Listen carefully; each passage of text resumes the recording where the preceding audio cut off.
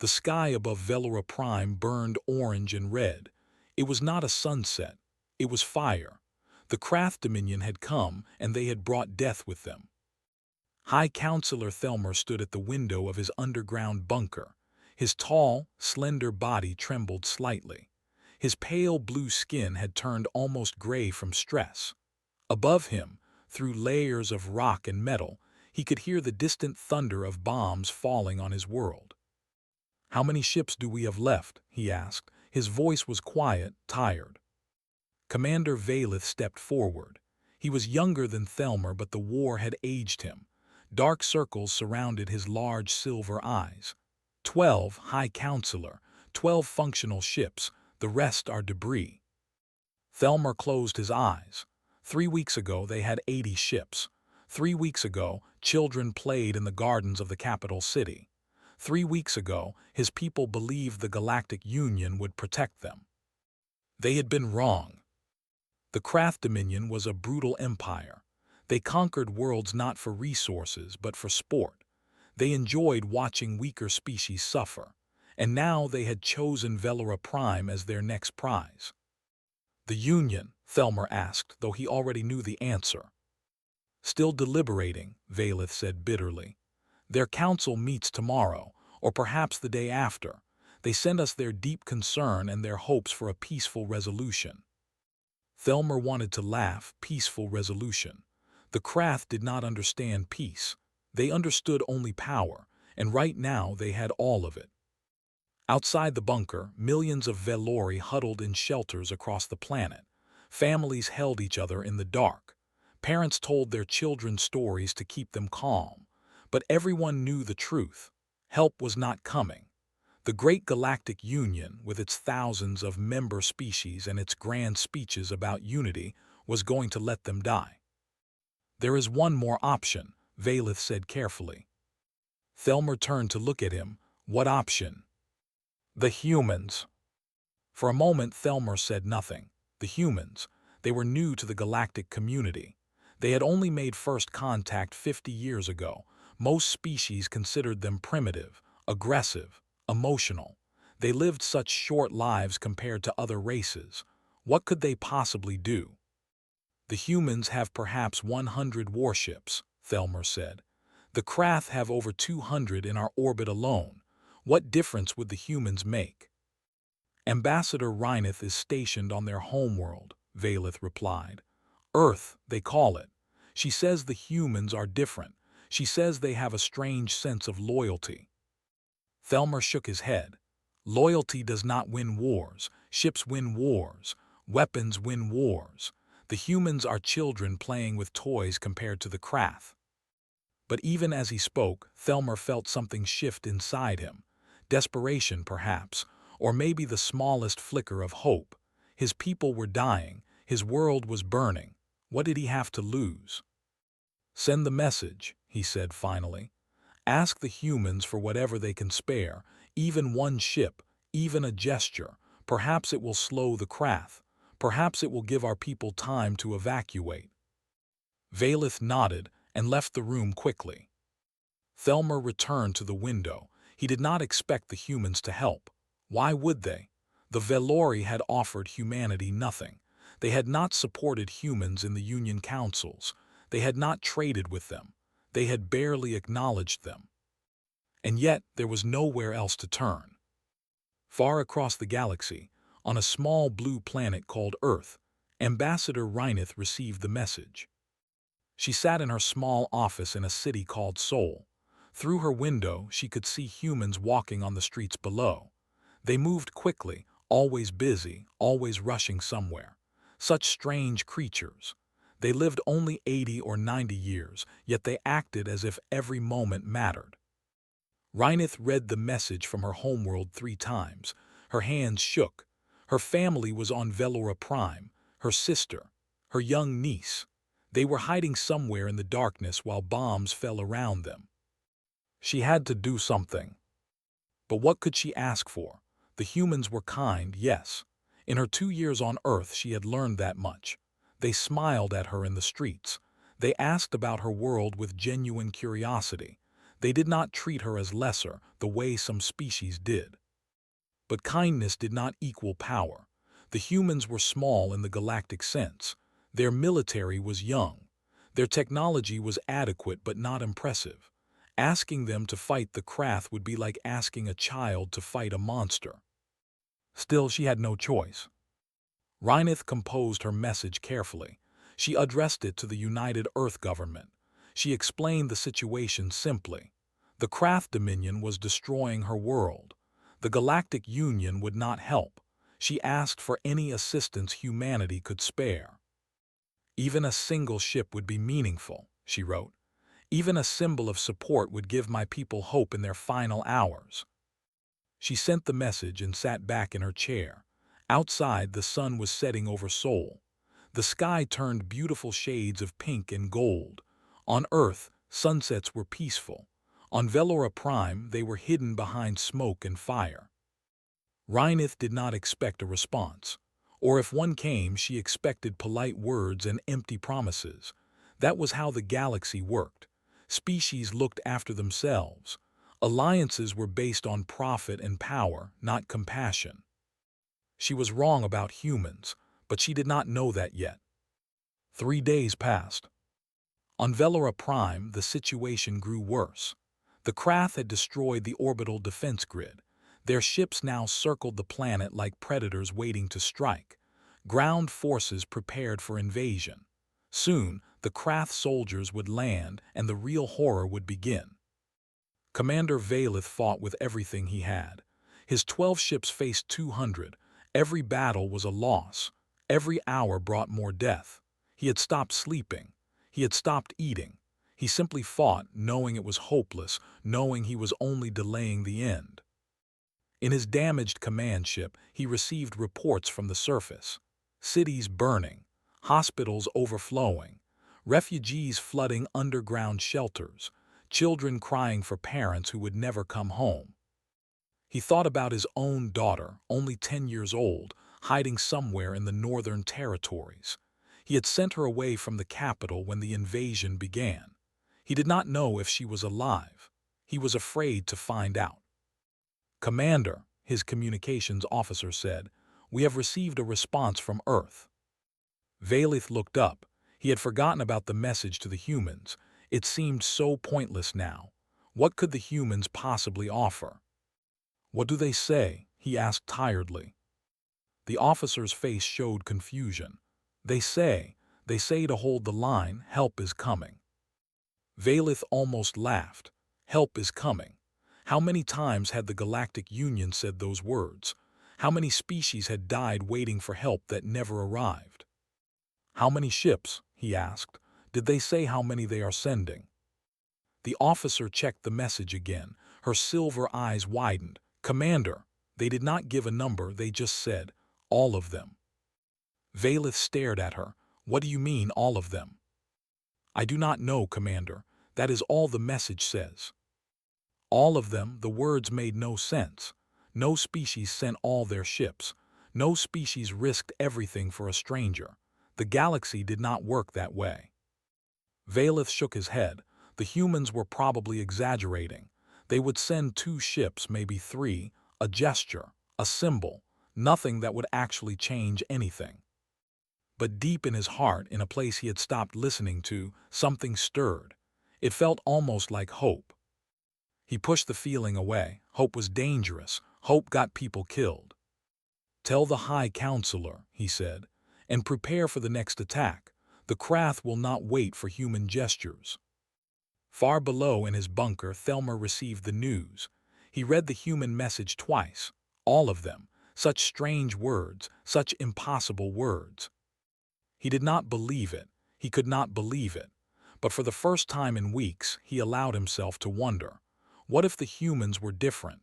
What if, in all the vastness of the galaxy, there was one species that actually meant what they said? He would find out soon enough. Above Velora Prime, the Krath fleet prepared for the final assault. They did not know what was coming. They did not know that across the stars, something was waking up, something they had never faced before.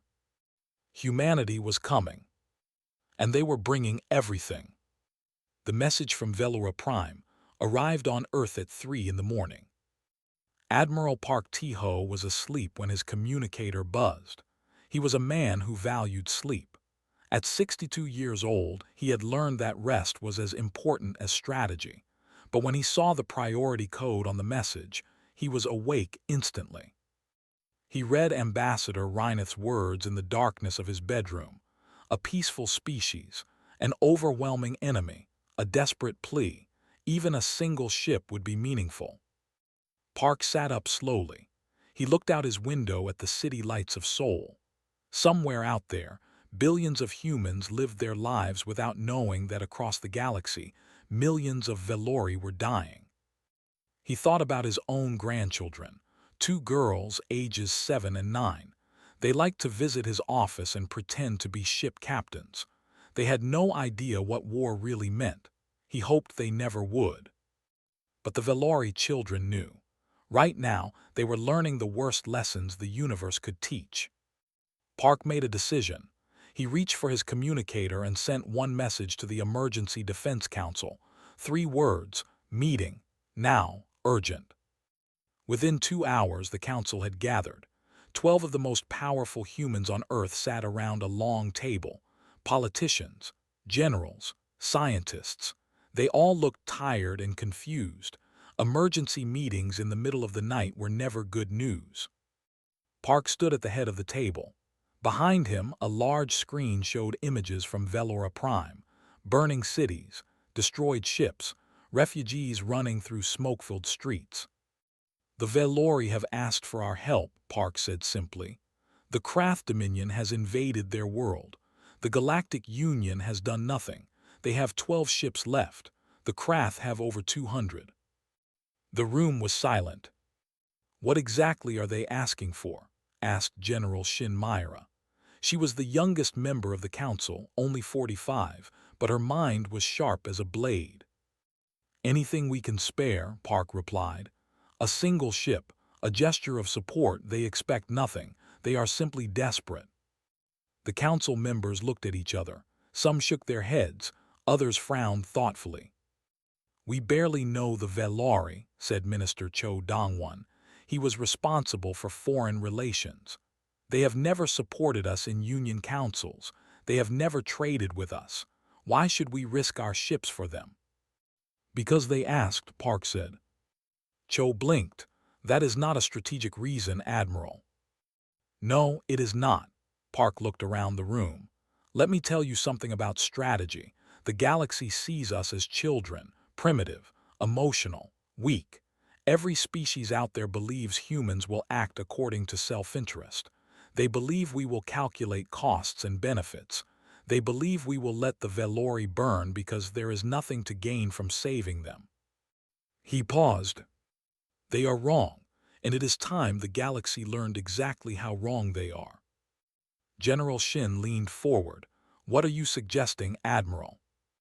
Park turned to face the screen. He looked at the images of destruction for a long moment. Then he turned back to the council. "I am suggesting we send everything." The room exploded into noise. Some council members shouted in protest. Others demanded explanations.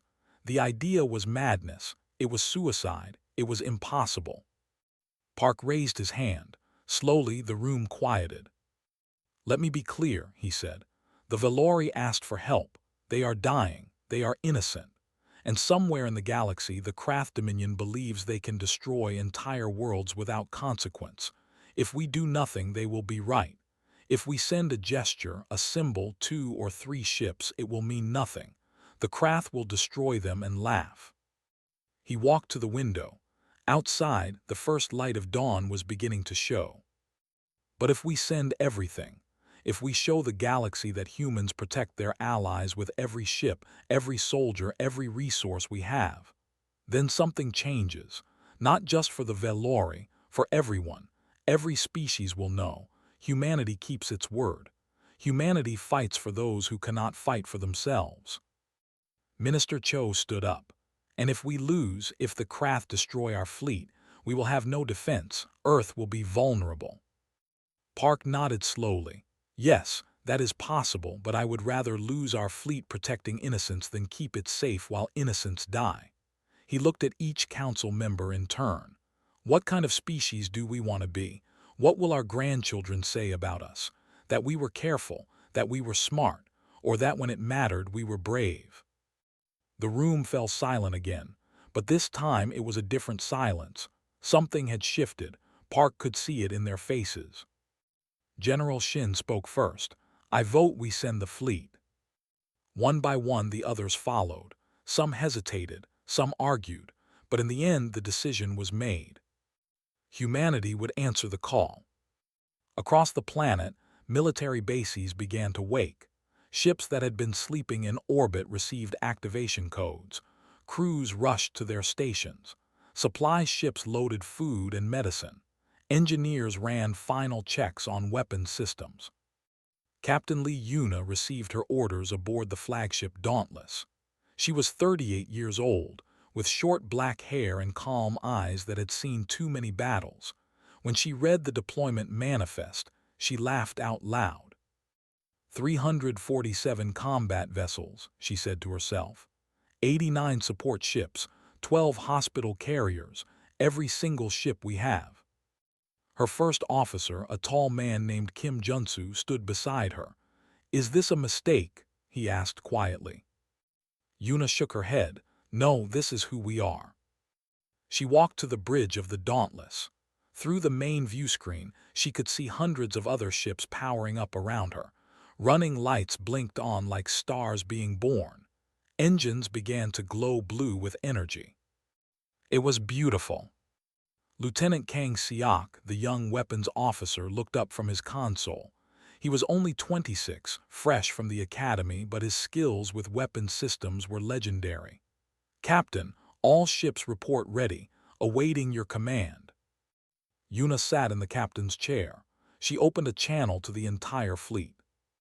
This is Captain Lee Yuna of the Dauntless. In a few hours we will jump to Velora Prime. We will face the Krath Dominion. Many of us will not come home, but we go because people need us. We go because it is right. We go because this is what humans do. She paused, feeling the weight of her words. No speeches, no promises, just remember who you are and why you fight. I will see you on the other side. She closed the channel. Beside her, Kim Junsu smiled slightly. Admiral Park sent a message for you. What does it say? 2 words, show them. Yuna smiled back. I intend to. On the surface of Earth, Ambassador Reineth watched the news in shock. Human ships were mobilizing. Not one ship, not 2 ships, every ship. The entire military strength of humanity was preparing to jump across the galaxy to save her people. She did not understand. This was not how the galaxy worked. Species did not sacrifice everything for strangers. They did not risk their own safety for distant allies. It made no sense. And yet it was happening. She tried to call Admiral Park, but he was busy. She tried to call the government, but everyone was busy. The entire planet seemed to be moving at once, focused on a single goal, reaching Velora Prime in time. A young human aide brought her tea. His name was Choi Min-hyuk, barely 20 years old, assigned to her as a translator and assistant. I do not understand, Reineth said to him. Her voice trembled. Why are you doing this? Min-hyuk smiled gently. Because you asked. But we are strangers. We have done nothing for you. That does not matter. You needed help. That is enough. Reineth felt tears forming in her large silver eyes. In 200 years of life, she had never seen anything like this. The Galactic Union debated for weeks before sending aid. The great empires calculated profits and losses, but the humans simply acted. Your people are strange, she whispered. Min-hyuk laughed. Yes, we know. Far above Earth, the fleet finished its preparations. 436 ships hung in orbit, ready to jump. At their center, the Dauntless gleamed like a blade. Admiral Park Tae-ho had decided to lead from the flagship himself. Some said it was too dangerous. A man his age should command from Earth, but Park had never asked his soldiers to do what he would not do himself. He stood on the bridge beside Captain Yuna. They watched the final countdown together. "Are you afraid?" Yuna asked quietly. Park considered the question. "No, I am proud. Look at what we have built. Look at what we are willing to do. Whatever happens, this moment matters." The countdown reached 0. Across the fleet, engines flared. Space itself seemed to bend and twist. And then, in a flash of light that could be seen from Earth's surface, 436 human ships vanished. They were coming for Velora Prime. They were coming to show the galaxy what humanity really was. And nothing would ever be the same. Day 7 of the siege. Warlord Draxus stood on the bridge of his massive command ship, watching Velora Prime spin slowly below. The planet was beautiful once. Blue oceans, green forests, silver cities. Now it was scarred with fire and smoke, and soon it would be his. Draxus was a Krath through and through. His species was built for war, tall, powerful, covered in thick gray scales that could stop a blade. His yellow eyes saw the universe as a simple place. There were the strong and there were the weak. The strong took what they wanted. The weak died. "Report," he growled. His second-in-command, a smaller Krath named Vorthal, stepped forward. "The Velori defense is nearly finished, Warlord. They have 11 ships remaining. We have lost 6. At this rate, their fleet will be destroyed by tomorrow." "And the Galactic Union?" Vorthal showed his teeth in what passed for a Krath smile. "Still deliberating. They have sent a message expressing their deep concern and their hope for diplomatic resolution." Draxus laughed. It was a harsh sound like rocks grinding together. "Diplomatic resolution. They will negotiate with our boot on their throat. What about the humans?" "The humans?" Vorthal looked confused. "What about them?" "The Velori sent them a message, asking for help." Vorthal waved his clawed hand dismissively. "The humans are nothing. A young species, primitive ships. They have perhaps 100 vessels in their entire fleet. If they send anything, it will be 1 or 2 ships as a gesture, a symbol. It will mean nothing." Draxus nodded. He had studied the humans briefly. Short-lived creatures, emotional, aggressive, but their technology was unremarkable. Their military was small. They were children playing at war. "Prepare the ground forces," Draxus ordered. "Tomorrow we land. Tomorrow Velora Prime becomes part of the Dominion." Below, on the surface of the dying planet, High Counselor Thelmer received the latest reports. The orbital defense grid was gone. The capital city was half destroyed. Millions of refugees were crowded into underground shelters with limited food and water. His people were dying, and he could do nothing but watch. "The humans said help was coming," Commander Valith reported through a crackling communication channel. His ship was badly damaged. Most of his crew was wounded, but he kept fighting. Perhaps they were wrong. Thelmer looked at the sky through a viewing screen. He could see Krath ships moving like dark shadows against the stars. Perhaps, or perhaps help is too late. He thought about evacuation, but where would his people go? The Krath controlled all escape routes. Any ship that tried to flee was destroyed. They were trapped.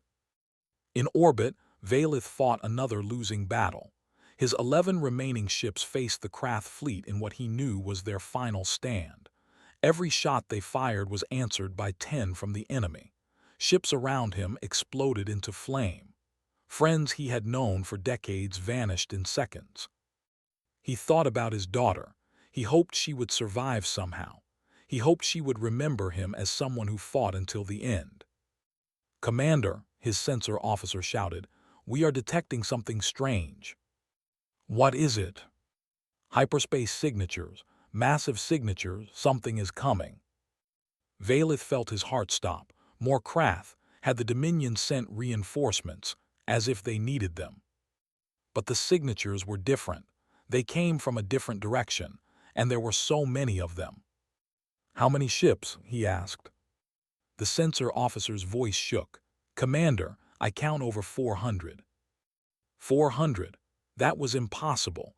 No fleet was that large. The Galactic Union did not have that many ships in one place. The Craft Dominion itself only had such numbers in their home system." On his command ship, Warlord Draxus received the same report. He stared at the data as if it were lying to him. 400 ships, he repeated. From where? Unknown, Warlord, they are. They are human signatures. Draxus froze. Human signatures, over 400 of them. That was not possible. The humans did not have 400 ships. His intelligence said they had barely 100. This had to be a mistake. "Show me," he commanded. The main view screen changed. It showed the edge of the Veloran system where space itself seemed to be bending. Hyperspace entry points were forming. Not one, not 10, hundreds of them. The fabric of reality rippled like water struck by stones. And then they arrived. The sky tore open. Ships poured out of hyperspace in perfect formation. Destroyers, cruisers, battleships, carriers, support vessels, hospital ships. They kept coming and coming like a river of steel flowing into the system. Draxus counted them on his screen.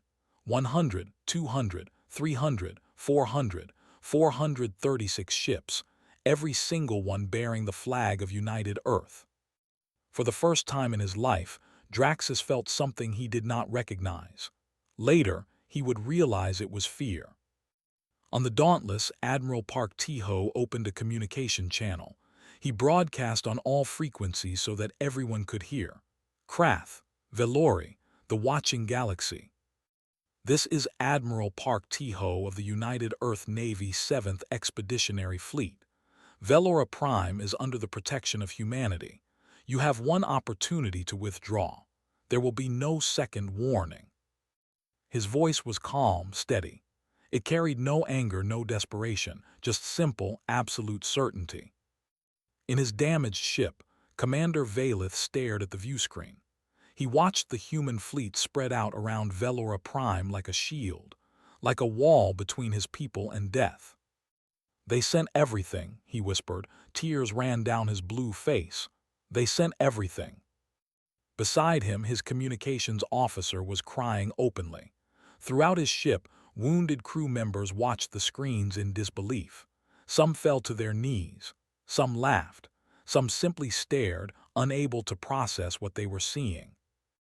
The humans had come, not with one ship, not with a gesture. They had come with their entire fleet.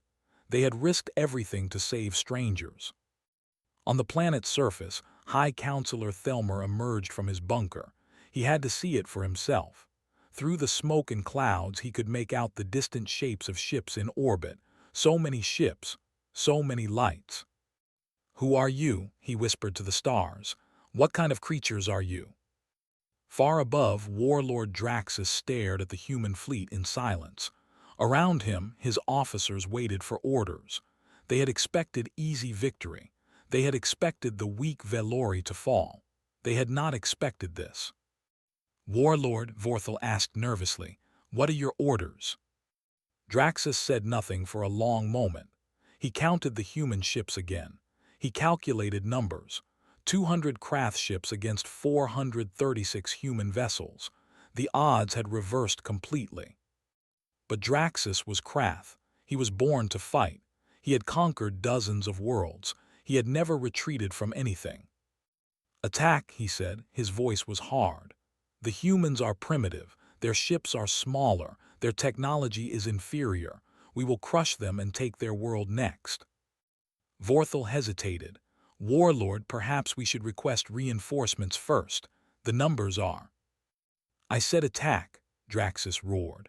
"I will not run from soft, short-lived creatures. I will not be remembered as the warlord who fled from humans." The order spread through the Krath fleet. 200 warships turned toward the human formation. Weapons charged. Engines flared. The Krath Dominion had never lost a major battle. They did not intend to start now. On the Dauntless, Captain Lee Yuna watched the enemy fleet begin to move. She smiled slightly. a cold, calm smile. "They are not retreating," Lieutenant Kang Seok reported. "They are attacking." "Good," Yuna said. "I was hoping they would." Admiral Park stood beside her, watching the tactical display. "Captain, the fleet is yours. Show them what we are." Yuna nodded. She opened a channel to all human ships. "All vessels, this is Captain Lee Yuna. The Krath have chosen to fight. We will give them one. Remember, we are not here for glory. We are not here for conquest. We are here for the people below us. Every civilian we protect is a victory. Every life we save is worth everything." She paused. "Formation Delta 7. All weapons free. Let us teach the galaxy what happens when they threaten our friends." Throughout the fleet, crews prepared for battle. In the medical ship Mercy, Dr. Bay Mina and her team stood ready. Hundreds of doctors and nurses, thousands of beds. They would save as many as they could, no matter which species they belonged to. The two fleets moved toward each other. 200 Krath ships, 436 human vessels. The largest space battle in recorded history was about to begin. And across the galaxy, species watched: the Galactic Union, the neutral worlds, the observing empires. They had all dismissed humanity as primitive, emotional, unimportant. They were about to learn how wrong they were. The first weapons fired. Space lit up with death and fire. The Battle of Velura Prime had begun. The battle began with fire. Krath weapons blazed across space, massive beams of energy designed to cut through heavy armor. Their ships were built like fortresses, slow but powerful. Each Krath cruiser carried enough firepower to destroy a small moon. They fought the way they always fought: straightforward, overwhelming force, crushing their enemies with pure power. But the humans did not fight like anyone the Krath had seen before. Captain Lee Yuna watched the enemy formation on her tactical screen. She saw their approach, saw their strategy: heavy ships in front, support ships behind. Standard Krath doctrine: predictable, safe. She smiled. "All fast attack groups, execute pattern scatter," she commanded. "Main battle line, hold position. Wait for my signal." The human fleet split apart. Dozens of small destroyers and frigates broke formation and raced toward the Krath from multiple angles. They moved like fish in water, fast and unpredictable. The Krath weapons tried to track them, but the targets kept changing direction. Lieutenant Kang Seok's fingers danced across his console. He was coordinating weapons fire from 40 destroyers at once. Each ship carried hundreds of missiles, small missiles, weak missiles by Krath standards, but there were so many of them. "Synchronized launch," he announced. 3, 2, 1, fire. Across the battlefield, 2,000 missiles erupted from human ships. They did not fly straight at the Krath. They spiraled and curved, approaching from different angles, different speeds, different heights. The Krath defense systems could not track them all. Warlord Draxus watched his shields flicker under the barrage. No single missile did serious damage, but the combined impact was shaking his entire ship. "What is this?" he growled. "They fight like insects." "Their weapons are weak," Vorthal reported. "Our shields are holding." "Then why are we not destroying them?" That was the problem. The Krath weapons were powerful, but they were designed to hit large, slow targets. The human ships were small and fast. Shots that would have destroyed a Velori cruiser simply missed the darting human vessels. Draxus had fought many enemies. He had conquered species far more advanced than humans, but he had never fought anyone who moved like this. It was chaos. It was madness. It was working. On the Dauntless, Yuna saw the moment she was waiting for. The Krath formation was breaking up, each ship trying to chase different targets. Their coordinated front was falling apart. "Now," she said, "main battle line, full attack, target their command ships. Dauntless, we are going through the center." Her first officer, Kim Junsu, looked at her in shock. "Through the center, Captain, that is suicide." "Trust me." The Dauntless accelerated. It was a heavy cruiser, larger than the destroyers, but Yuna flew it like it weighed nothing. She drove straight into the heart of the Krath formation, into the gap between their ships. The Krath saw her coming. They turned their weapons toward her, but they were too close together. Every shot that missed the Dauntless risked hitting another Krath ship. They hesitated. Yuna did not hesitate. Kang Siak, everything we have. Both broadsides fire. The Dauntless erupted with weapons fire. Missiles and energy beams and kinetic rounds poured from both sides of the ship. At this range, nothing missed. Krath ships on either side took hit after hit. And then the Dauntless was through, out the other side of the formation. Behind her, the Krath fleet was split in two. Their coordination was destroyed. Their command structure was broken. Admiral Park watched from the tactical station. His old eyes gleamed with something like pride. "Signal all ships," he said. "Isolate and destroy, no mercy, no retreat." The battle became a storm. Human ships swarmed around isolated Krath vessels. What the Krath had in power, the humans had in numbers and speed. 3 human destroyers would surround a single Krath cruiser, hitting it from all sides while dancing away from return fire. It was not clean. It was not elegant. Human ships died too. The Krath weapons were powerful, and when they hit, they killed. Yuna watched icons vanish from her tactical display. Each one was a ship. Each one was 100 lives. But they did not stop. They did not retreat. They fought like creatures possessed. Below the battle, on the surface of Velura Prime, something else was happening. Dr. Bay Mina stood in the cargo bay of the hospital ship Mercy as it descended through the atmosphere. Around her, hundreds of medical personnel prepared supplies. Medicine, food, clean water, everything the Velori refugees needed. "We land in 5 minutes, the pilot announced. "The area is damaged but secure. Local Velori are waiting." Mina nodded. She was 53 years old, a doctor for 30 years. She had treated humans on Earth, on colony worlds, on space stations, but she had never done anything like this. The Mercy touched down in what had been a park. Now it was a refugee camp. Thousands of Velori huddled in makeshift shelters. Children cried. Adults stared at the sky with hollow eyes. Wounded lay in rows, waiting for help that had never come. Until now. Mina walked down the landing ramp. Velori faces turned toward her. They were beautiful creatures, tall and slender, with pale blue skin and large silver eyes. But now they looked broken, exhausted, afraid. A young Velori girl, maybe 7 or 8 years old, approached slowly. She stared at Mina with wonder. She had never seen a human before. "Hello," Mina said gently. She knelt down to the child's level. "My name is Mina. I am a doctor. I am here to help." The girl did not understand the words, but she understood the tone.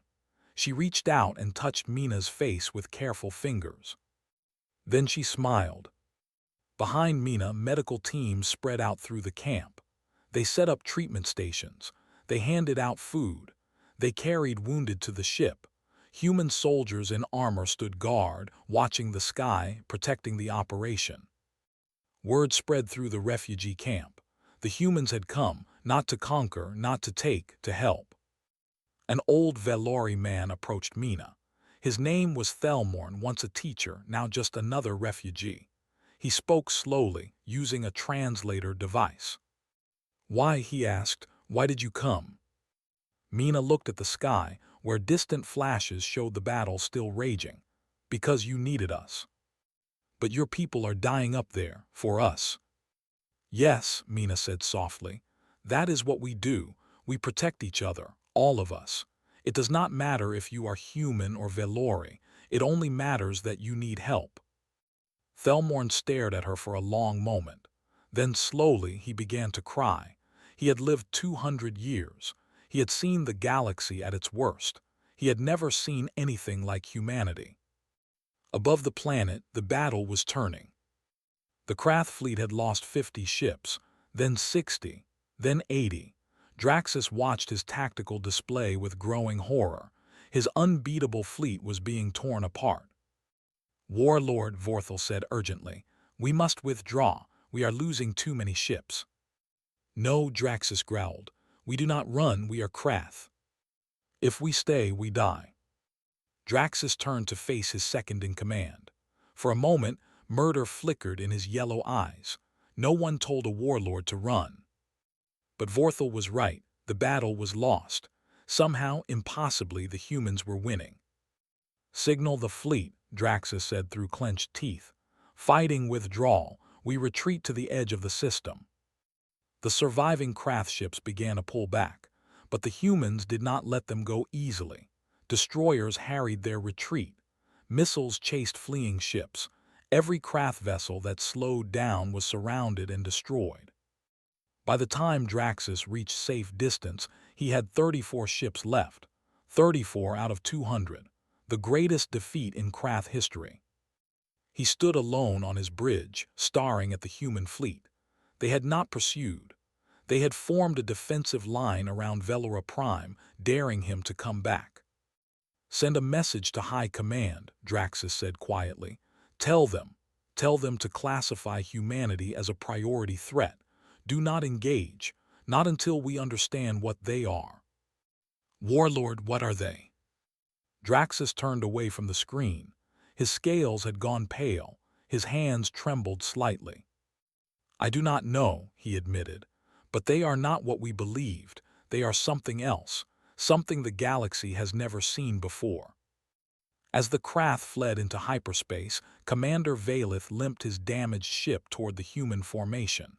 His vessel was barely holding together. Most of his crew was wounded, but they were alive. He opened a channel to the Dauntless. Captain Lee Yuna's face appeared on his screen. She looked tired. There was blood on her uniform, but she was smiling. "Commander Valith," she said, "you fought well, your people should be proud." Valith struggled to find words. "Why?" he finally asked. "Why did you send so many? We only asked for help." Yuna's smile softened. "You asked for help, that was enough." Behind her, Admiral Park Tiho stepped into view. His old face was calm, kind. "Commander," Park said, "please tell your people that they are safe now. Humanity stands with Velora Prime, today, tomorrow, for as long as they need us." Valith bowed his head. Tears fell onto his console. "Thank you," he whispered, "thank you." The battle was over. The Krath were gone. And across the galaxy, every species that had watched knew that something had changed forever. Humanity was not what they had believed. Humanity was something far more dangerous. Something that protected its friends. 3 weeks had passed since the Battle of Velora Prime. The sky was clear again. The fires were out. The smoke had drifted away. For the first time in over a month, Velori children could look up and see stars instead of explosions. High Counselor Thelmer stood on a balcony overlooking the capital city.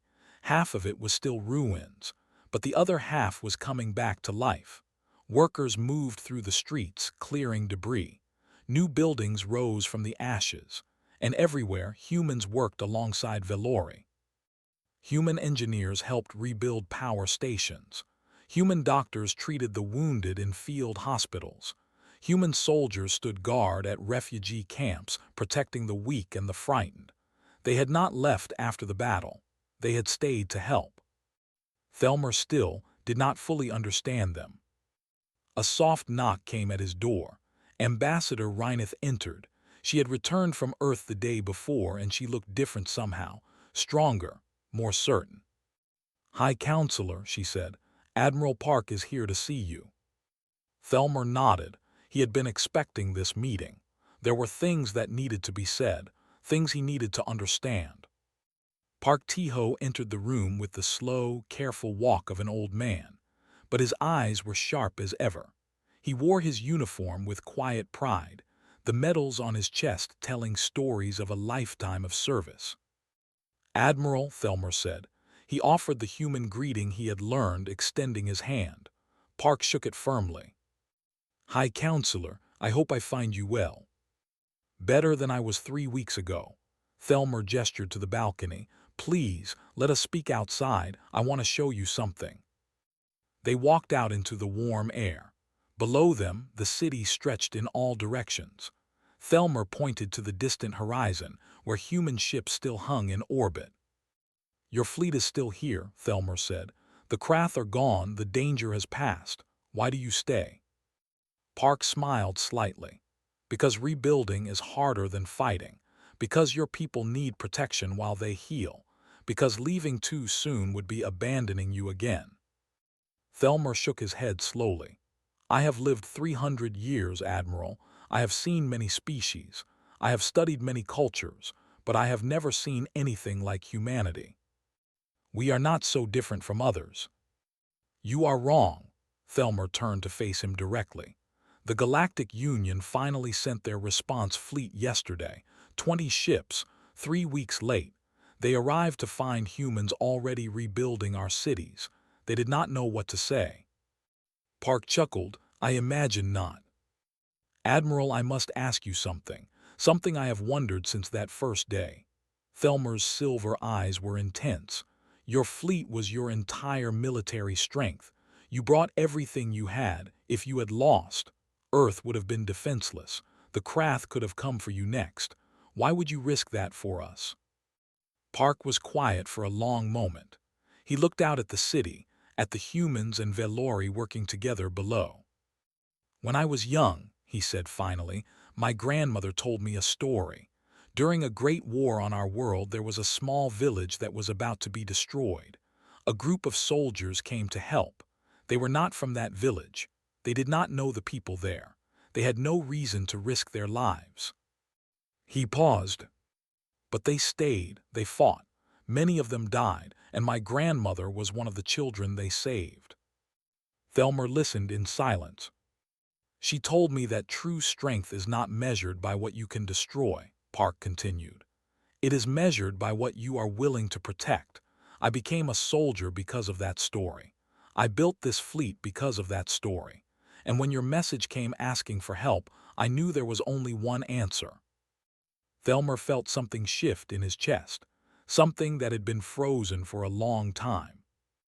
You are strange creatures, he said softly, wonderful and strange. Park laughed. So we have been told. Below them in the streets of the capital, a celebration was beginning. Today was the day Thelmer would announce a formal alliance between Velora Prime and Earth, not as a client state, not as a protectorate, as equals, partners, friends. The ceremony was held in the Great Plaza, the same plaza where Velori had once gathered in fear.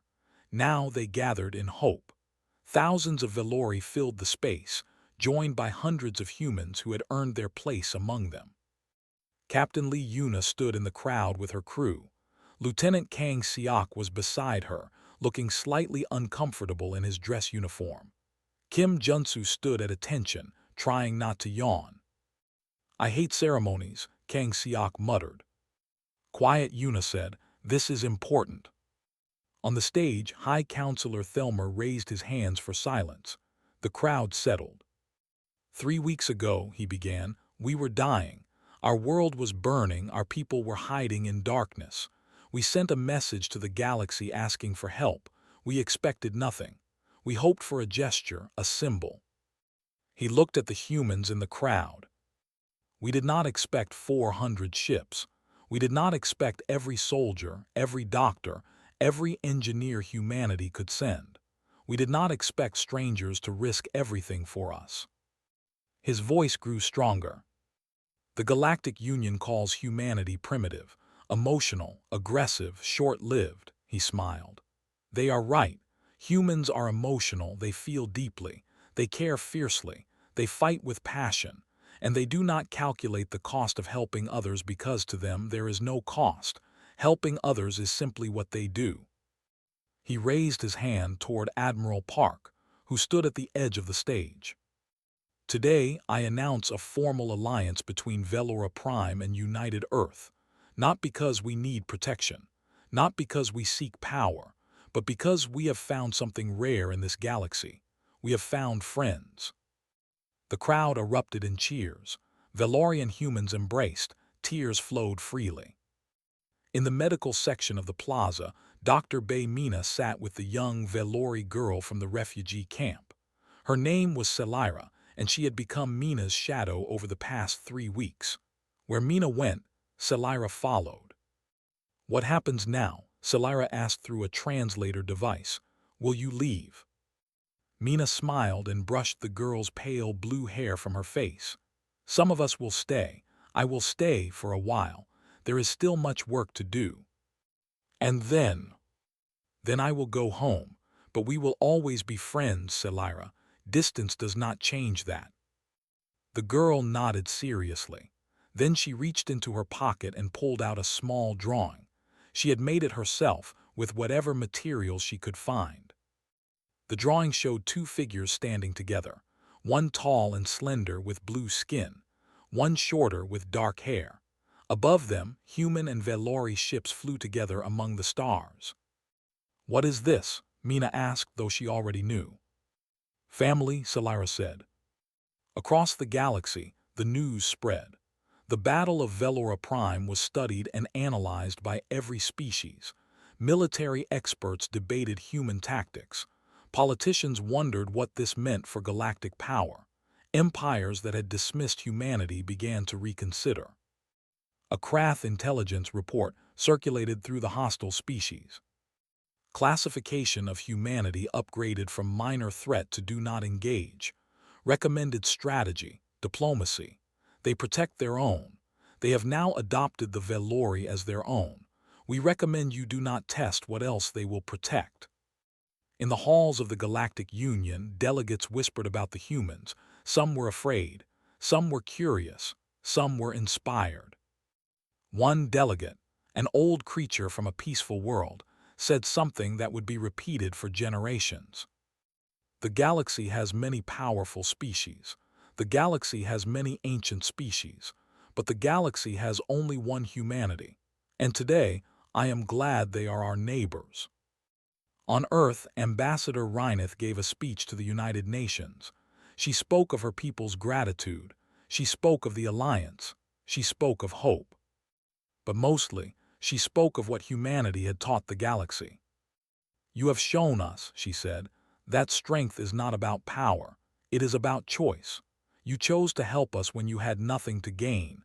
You chose to risk everything for strangers. You chose to be something the galaxy has never seen before." She paused, looking at the humans before her. "You chose to be family." In Seoul, in a small classroom, a young Velori child sat among human students. She was one of several refugee children who had come to Earth to study, to learn, to build bridges between worlds. Her teacher, a woman named Hanari, asked the class to share their drawings. The Velori girl held up her picture. It was simple but beautiful. Human ships and Velori ships flying together, stars all around, and at the bottom 2 words in careful handwriting. "Our family." The class was silent for a moment. Then a human boy raised his hand.